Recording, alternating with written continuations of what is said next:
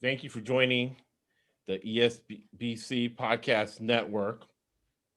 And once football season starts, and really right after college basketball season, we go into and we analyze in detail political corruption, right? Local political corruption. Because if you don't get involved, politics will find you and get involved with you. And we live in the greatest country in the world, and freedom is not free. So if you don't participate in democracy, in capitalism, you're not doing your job as a citizen. And with the pandemic, the recession, and social unrest, you can see how south things can go. I'm Josh Abner, MBA, got 3 successful businesses. And what we do here is we give you information you do not get anywhere else. And to that end, on Thursdays, we're going to deviate from what we're doing. We'll get to George Navarro, but we have a special guest with us. California is the 5th largest economy in the world. And one of the larger counties in California, San Diego, California, San Diego County, and San Diego, which is nearby, is top 10, 15th city in the country. So we have a gentleman who's I hate using the word politician because he's kind of outside that kind of stereotype, but we have a very accomplished gentleman with us today that Mike Christinisi, that's on with us every Thursday, is going to introduce. Thank you, Mike Christinisi. Thank you, Josh. Ladies and gentlemen who are watching and listening, I'd like to introduce a very special friend and a good man for years I've known, County Supervisor in San Diego, Mr. Jim Desmond. And Jim, I don't know if a lot of people know this, but you've accomplished a lot of careers in your young life.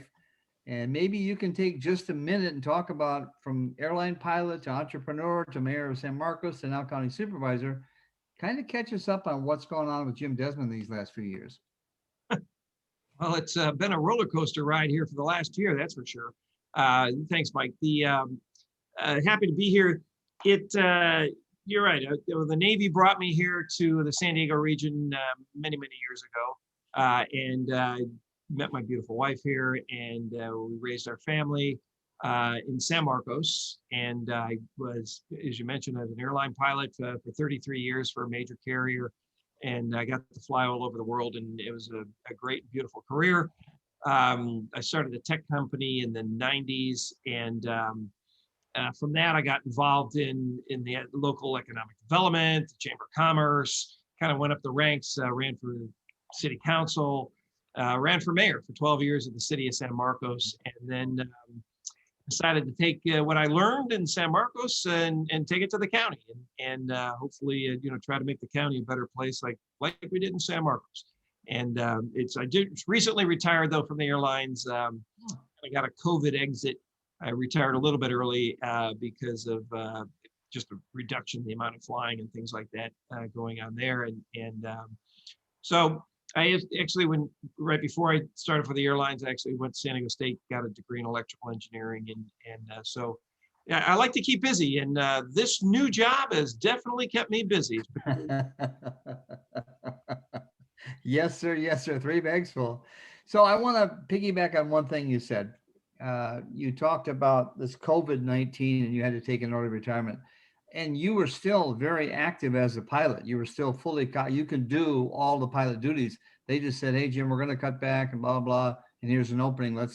You want to call it quits? And you said yes. And that was after what, 34, 35 years of pilot? 3 years with the airline. Even when I was mayor is not really a full-time job. Most people don't realize that, but the city manager actually runs the day-to-day activities of a town, except for the larger cities. So it's more of a part-time. So I was still flying while I had that mayor job. And then when I came over here to the county, I reduced the amount of flying I would do only to like 2 weekends a month. So I had it really bad. I had to go to Maui on Saturday, come back on. So, Somebody's got to do it.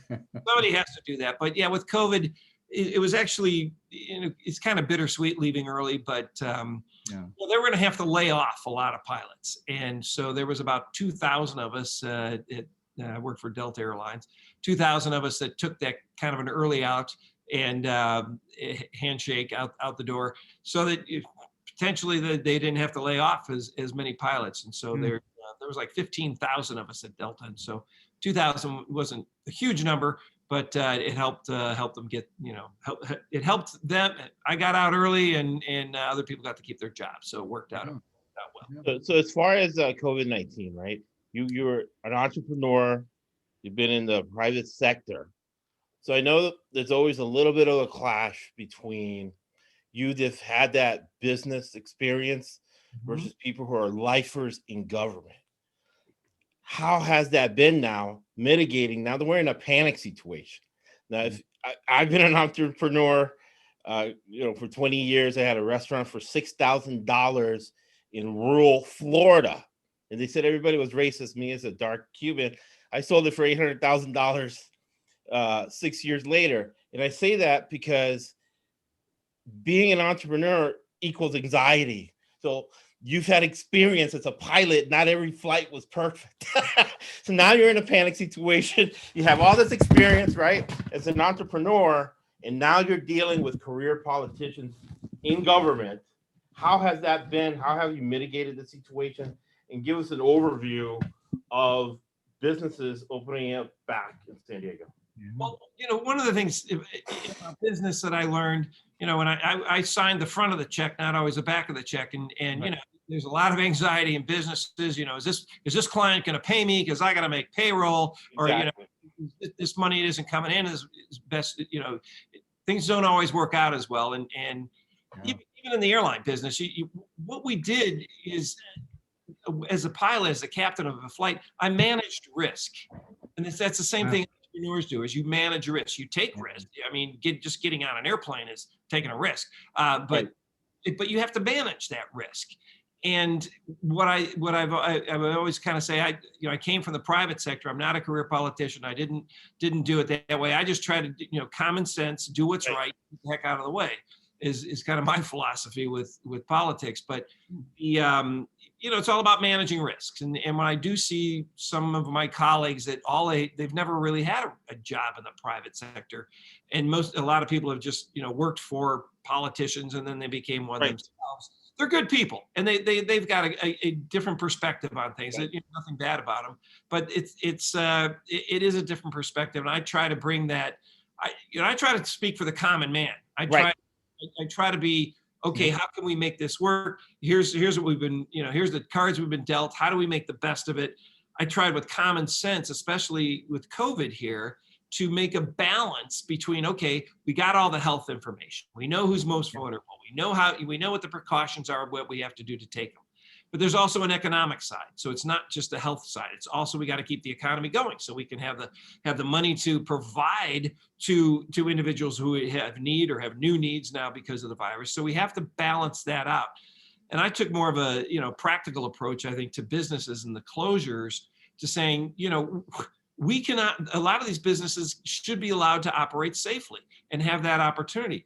It wasn't fair. Businesses were being discriminated against because of their sectors, and they should have had the same opportunities as other businesses to operate safely.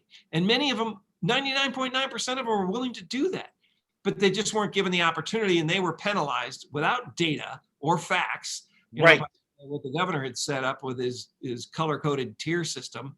And it was really, I think, detrimental. And our numbers now here, where we're sitting in mid-February, our numbers overall, our state, even though we were one of the tightest ones locked down, our numbers are just as bad, if not worse, than some other states that did allow their businesses and their economies to at least stay alive. So to me, these lockdowns didn't work. We should have taken a more, a common sense approach of allowing businesses to open up and be safe, rather than, you got to stay locked down. And now we've got all these people relying on government instead of being able to use the entrepreneurial skills that they had and the investments that they made. A lot of times their family fortunes down the drain. Right. And you mentioned common sense, right?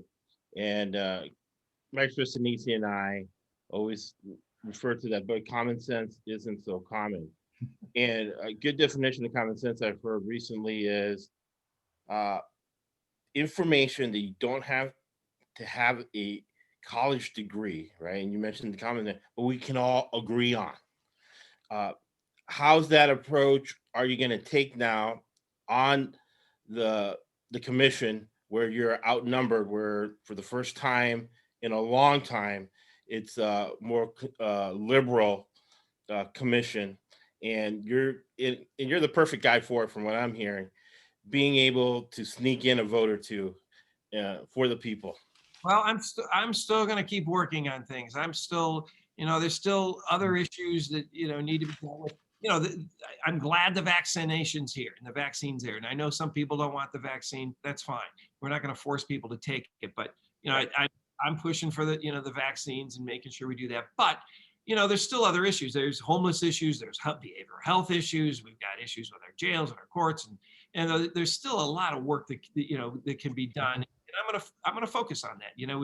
My district, I represent North County, which is Oceanside, Carlsbad, Rancho Santa Fe, Vista, San Marcos, all the way out to Borrego. Our ag business. We've got a huge ag business in North County, about $2 billion a year. Nurseries and plant growers and things like that. So we want to make sure they can thrive. We still have over 2,000 roads to take care of in the unincorporated area. We still have other issues and other things I'm going to work on. It's just I have to take a different perspective, a little different angle, and try to get some of those things done. So, all is not lost, but there's a whole new lens or perspective that we're looking through at the county now with the new board, more of a social justice, social equity lens on just about every decision we make, which in some cases is good, but you still got to do the practical things. You still got to, keep people safe. You still got to keep your roads and infrastructure. You still got to do other things to keep government running. Yeah. Right. Jim, Josh talked about owning a restaurant, and I know the restaurant business in San Diego County. I mean, it was flourishing, and that's what people come here from all over the world, not just for the beaches, but the restaurants, the tourism. What are we doing? What are you doing to try to get the restaurants back open? Well, I've been still advocating, that we should allow these businesses to open up. It's just, unfortunately, the governors won't allow that to happen. And the governor, the state rules over the county. And we've been pushing on. We've got a lot of people, that are willing to do the job and do it right. And in the next phase, right now we're in purple. Okay, so purple tier is this color tier, and quite frankly, there is no green color. The best we can get is to yellow, and that's only at 50% capacity at some of these indoor venues like restaurants and museums and things like that. I'd love to see us go to 25% indoor capacity in restaurants, museums. I think that's a reasonable first step, first approach. Go to 25% and then move in. And then if in 3 weeks things don't seem to get any worse, then we go to the 50%, 75, and then on up. But unfortunately, we just haven't been given that opportunity. And there's been sectors that have just been devastated since day one here. I mean, the wedding industry still hasn't had a chance to open. Legoland up here in North County hasn't even opened its door once. At least, SeaWorld and the zoos and Safari Park were able to open. So I'm going to keep pushing that we try to get to at least 25% indoors. And I went to Arizona a couple times in November and December, and I saw how they had operated. They had allowed their restaurants to be open, and they were safe. Actually, more people there that I saw were taking safety precautions than in California. Arizona treated their people like adults. California treated us like children, and therefore we acted like children. And in some cases, we weren't as respective, with the masks or things like that. And so they took it to a little further extremes as far as the safety precautions in Arizona and allowed their businesses to be open. So I'm going to continue to push to make sure we get to that next 25%. What's ridiculous, the next tier is red from purple. So if we get to red, so to get there, we have to have less than 7 people out of every 100,000 testing positive in San Diego County. Right now, we're at about 30 to 40 people testing positive out of 100,000. And when you think of that, it's actually a fairly small number. The Rose Bowl, the Rose Bowl where they have the the football, the games. Pasadena, yeah. Right. Its capacity is about 90,000, just over 90,000 people. So if you fill that with people, you could have only 6 people out of that stadium, full stadium, testing positive. That's what we have to get to get to 25% indoor capacity. It's just, and then to get to the next tier, which is orange, I think you can have less than 4. And then the yellow is, I don't know, whatever, less than 1 or something like that. No. Just as ridiculous what's the way we're set up here. We're set up for failure for our economy, the way this color tier system is. Yeah. Are you getting allies to help you I can hear your passion. I can hear your compassion. Are you getting people to jump on board and say, Jim, that makes perfect sense. That is common sense. Is that happening? Board of Supervisors. There's one other, I have another colleague that's on board, but 3 of my colleagues right now, they're pretty much in lockstep with the governor, and they don't want to do anything against the governor. I've even made motions that we should only enforce the health and safety precautions. Right. Enforce that, not the closures. If the state wants them closed, let the state come in and close them. But we should not be doing that enforcement. And unfortunately, I didn't get. Maybe I did get a second on that one, but I just couldn't get the rest of the board to get on to be a part of that action. So unfortunately, even after this last election, we still have people that just want to follow the governor's orders to the letter, and quite frankly, I think it's devastating our economy. It's particularly, you mentioned the tourism sector and the restaurant, and most of the people that this is hurting are the poor people that everybody else that are supporting the shutdown say they are trying to protect. It's the service industry. It's the hotel workers. It's the people that would worked in the restaurants. They weren't always the highest paid. So unfortunately, this sector of our economy has just been devastated. And we've had people crying, calling into the meetings, crying, because they want to be responsible. They want to pay their rent. They want to pay their bills. They just want the opportunity to go out and make money to do it. They don't want to be freeloaders on the system. They have the opportunity. So and unfortunately, that's where we are today, and we still are. And this governor's just dragging us. We're just leaving a trail of broken businesses and entrepreneurs who can't fulfill their dreams. Right. Now, here's a dangerous question from a citizen to a politician. Okay, listen carefully. Right. So what can we do? Is there something we can do as citizens? I know I'm making phone calls, I'm dropping emails, I'm trying to meet with people. What can we do to say, hey, people, we're dying here. We need to get back into just what you said, Jim. The American people are workers. They want to work. They want to be productive. How can we support you in that? Well, you got to keep making noise. We got to keep knocking on that door.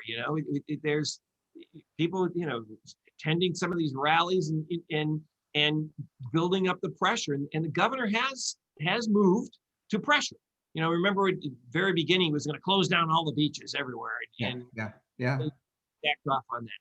And then there was another instance. He was going to close all the gun stores. Well, backed off on that.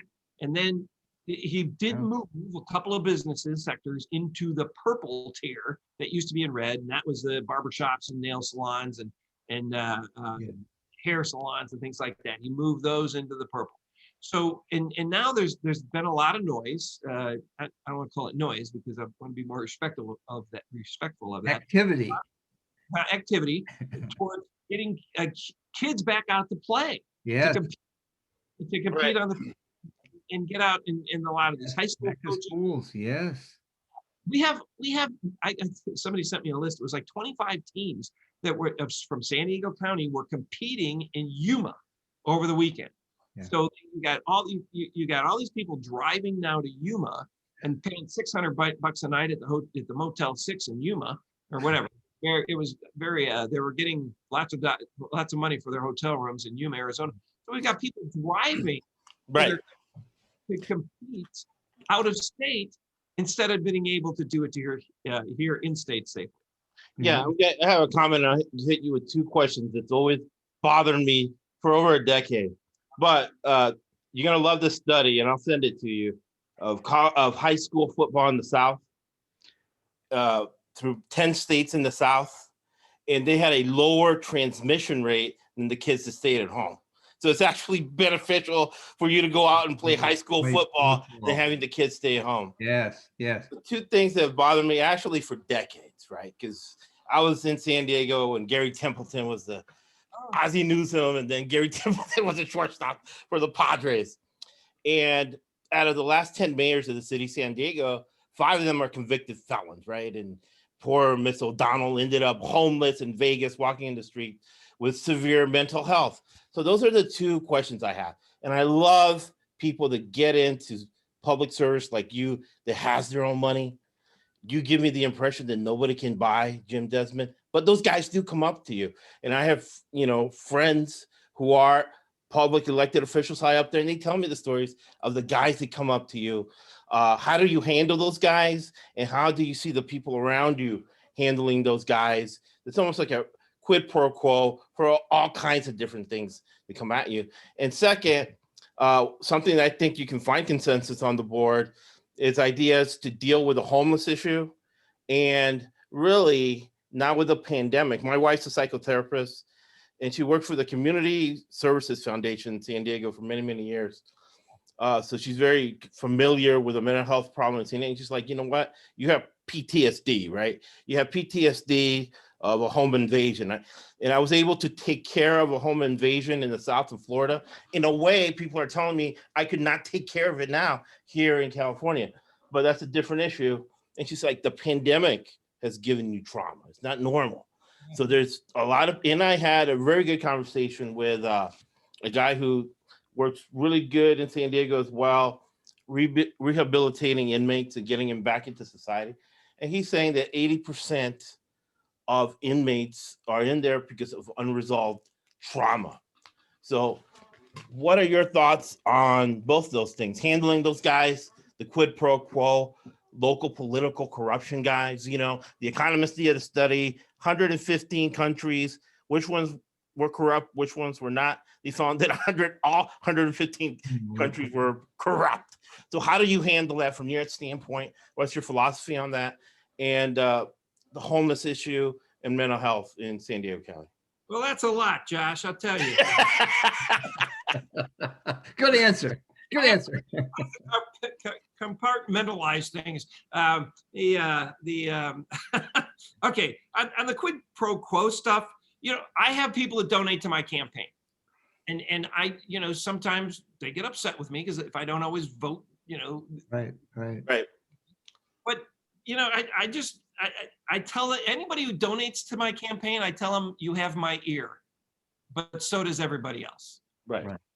I don't, people, I don't take bribes. I don't do any of that kind of stuff. And you're right. I'm kind of, I'm fine with who I am. I don't have to have this job. I don't have to. I don't need it, quite frankly. Right. I volunteered for this, and I have to remind you that some days I volunteered. So I come from the position of I do the right thing, and then I go home and I sleep well. So I'm going to do what's right, even if it doesn't make everybody happy. I've already learned I can't make everybody happy, and so I don't. Politics isn't my life. It's just something I kind of happened into. Primarily, people ask me how I got to where I am. I say I started volunteering. I started volunteering to my kids' school. I started volunteering to my kids' Boy Scouts, Girl Scouts. What I learned is the more you volunteer, the more responsibility people will give you. And so that's kind of how I got here. So I don't need this job. I don't need other people's money. I'm self-made and happy with where I am. Very refreshing to hear. Yes, it is. On the mental health issue, it's a huge issue here in San Diego County. It's in the whole state. We've got this mental health issue. And I was on a phone actually with some people today that were very upset about the number of deaths we have in our San Diego County jails. And we do have more than I would like to see. We have a lot of it. But what's happened is our jails have become the provider of mental health treatment, and the de facto, space where most of our people that have mental health issues end up, and that's where they're getting their treatment. we don't have, and when I grew up many moons ago, there used to be mental hospitals or places where, Right. they could, where that care and Right. treatment, and they unfortunately became sort of a dumping ground for issues, and were not well maintained, and people weren't treated properly. But we now, the state of California is letting out more and more inmates and more people that, that didn't have violent crimes, a lot of them drug related and things like that. Well, they're letting them out of jails, but they're letting them out onto our streets, and they without any resources, without any housing, without any ways to cope and deal with life. So they end up being homeless on our streets, and then if a lot of them have mental illness, and they deal with that with drugs and alcohol. And so it's kind of a vicious cycle that we're in here. And then we don't have the housing to put them, and we have shelters, but we don't have, and we have affordable housing, but most of them couldn't even afford affordable housing. So we have shelters, Right. but we have that intermediate step or phase of housing to put them in, to get them the help that they need. And so, and also what we have in place here in the state is that there's no real incentive for, unfortunately, these people that have mental health issues that are out in our streets.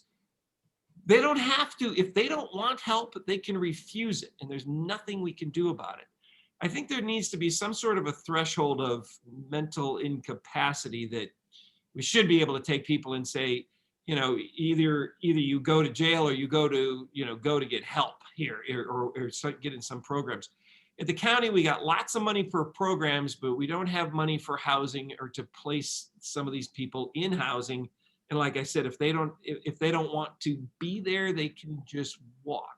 Right. So and nobody wants a facility that helps or deals with these people next to them. Even if 100%. Yeah. So nobody wants that. And so we're kind of right now, there's an effort to maybe buy older motels or hotels that, kind of gone defunct. But nobody wants those in, that type of atmosphere, in their neighborhoods. We're seeing a lot more drug overdose here due to COVID, a lot more people dealing with the stress and anxiety. We've got about 4 times the rate of drug overdose that we had pre-COVID, post-COVID. Wow. So in North County, I've been able to do quite a bit with mental health issues. When I was first elected, Tri-City Hospital up here had to close down their the psychiatric beds and their crisis stabilization unit, which is only a 24-hour operating, or it's only it's a different form of help, but as opposed to people going to an an emergency room, they go to a crisis stabilization unit where they can get their meds, stabilized and things like that, get a shower, maybe get housing, things like that. They had closed theirs down primarily because they had to suspend them primarily because of building and permitting type issues. So they closed that down. I got the county to give them, we got $17 million for them to build new psychiatric facility. We also got a crisis stabilization units opened up in Vista and in Oceanside, and also in Escondido. And so we, in what these are crisis houses? Pardon me? They're crisis houses? Well, they're crisis stabilization units. Okay, what it means is— Yeah, because my wife worked at one of those, so thank you. My wife was employed based on your work, so I appreciate you very much. She called it a crisis house, especially the one in Oceanside, yeah. Families can take their— I've gotten many calls from families as, look, I got a son, I got a daughter, I got somebody, they're strung out on drugs, or they're, place apart, they're having an episode. Where can we take them? In the ER, emergency rooms, they're more for if you're bleeding really bad, right? Or you're shot, or you got, that's what emergency rooms, that they don't have the mental health capability on hand all the time. So these crisis stabilization units are community places where families can take somebody and try to get them back on a healthy path. And if they need to go to a psychiatric hospital, fine, they do that. But it's even for family members that, like I said, I had gotten calls and families I knew that had somebody that they just couldn't handle anymore. Right. And what would it do? And so these are places where that can, as opposed to them being homeless, going out in the streets.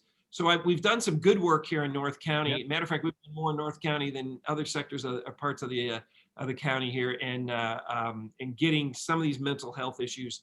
But it's a cycle that we're stuck in right now because of housing and the state providing the resources or the programs for these people once they let them out of jail, and then they're in our streets, and then they can just refuse help is not healthy. Not healthy. And we'll put in the episodes notes, and we'll Mike Christanisi and I will do a write-up giving a lot of background and context to a lot of what board member Mr. Desmond has talked about. We've gained a lot of insight. We have a lot of politicians up to a congressman who listens to the podcast. So this is educational for everybody around the country, and especially here in Southern California and our huge audience in San Diego. And we appreciate your time. This has been great. Learned a lot. And we appreciate your time because you're busy. I'll close with this. What's the next thing you're going to put on the agenda for the board of supervisors? Wow, we have several. One, this isn't as sexy as all the other ones. Is for clearing along evacuation routes in the unincorporated area for the fires. Fires are still a huge threat in San Diego County. So I'm a streets, roads, infrastructure kind of guy, and so we're going to be putting forward that effort for the to make sure we have the clearing along either side. It's not as sexy as when we just the criminalization unit, we just push for that those things are on board. One of the other things that's coming up forward is that I partnered with Summer Steffen. Well, it's mostly her, but I helped her with it a little bit in San Marcos, a family justice center, where basically this is a place where battered women or women have been abused, kids, they've been thrown out of the house. Where do they? So this is going to be a kind of a one-stop shop for them to get restraint, for them to get housing, for them to get clothing, for them to get healthcare and things like that in San Marcos. And so that's forward here. But I guess the clearing along the evacuation routes isn't as sexy as some of the other things, but that's one of the next things that let me jump in on that, Jim, because Zell from California Tree Service, we talked about that just recently about the whole clearing thing. And I said to him, have you talked to Jim Desmond? No, Mike, I haven't told you. So I said, well, it's funny you mentioned that because we're going to be talking to him and you brought it up. And I know that you had talked with him and the boys about that kind of thing. What could private businesses do to help facilitate that? Hopefully, if we mandate this clearing on certain types of roads that we know that are the evacuation routes, because we kind of the fire department knows if the winds are blowing Santa Ana's what canyons are there going to be affected areas and things like that. And then we're going to make sure we have enough clearing on either side of the roads so that for evacuations, people are, the evacuations can be handled safer. And there's a threat. So hopefully, those contracts, some of those the Cal Fire will do themselves, but some of them also will be contracts that hopefully going out to residents and businesses that, that do that type of work and really Zell and other people that are in those business areas that go forward with that. So, but I want to say thank you very much. I invite people to, if you have questions on anything with COVID or even things that aren't in my district, we can get you to the right person to hopefully either help you resolve your issue, or if we can't, help you understand why we can't. But one of the things I pride myself in is people call our office, we get back to them. And there's 18,000 that work at the county, 18,000 employees. One of them should be able to solve your problem. We'll get to that. We got to go into the middle of the streets in San Diego and everywhere. What an asset they have in Jim Desmond. Two things right there. He gets ahead of the problem instead of reacting to the problem after it happens, right? And you know what? He follows up with you. Oh my God. And you need that in government where you have people reacting. And what we'll do is we'll make sure that in the episode notes and on the website and everywhere, we'll make sure you have the contact information for Jim Desmond. Put my email my county email up there and phone number, and I got a great staff of people, 9 people that were very reactive to calls and emails, and we'll help you. Sometimes we can't always help you, but we'll at least you'll understand why, hopefully. All right. Yeah. That is so awesome. That is so awesome. So, Mike Thank you, Christensen, Jim. you got something before we close? Before we Yeah, give him just Winston gonna say- Churchill. Yeah, I was just going to say, Jim, first of all, thank you for what I call speaking the King's English. I mean, you're a blue collar guy. I'm a blue collar guy from Flint, Michigan. Talk to politicians a lot of times. It's like, what did he just say? Did he say yes or no? I'm not, and I don't ever, every time I've talked to you, I've always gotten yes, no, up, down, left, right. So thank you for being straight up.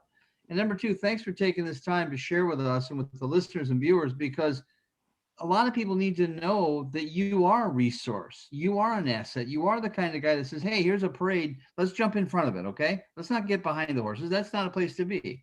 So I say thank you. And we're going to do this again. We're going to do some follow-up, and I'll be talking to Miles and others. So thank you, Jim, for coming on board. All right, Man, John. how refreshing. No over generalities and no cliches. Yeah. We always close with Winston Churchill. You make a living from your labor, right? You got us through World War II, but you make a life from what you give. Thank you for listening to the ESBC Podcast Network.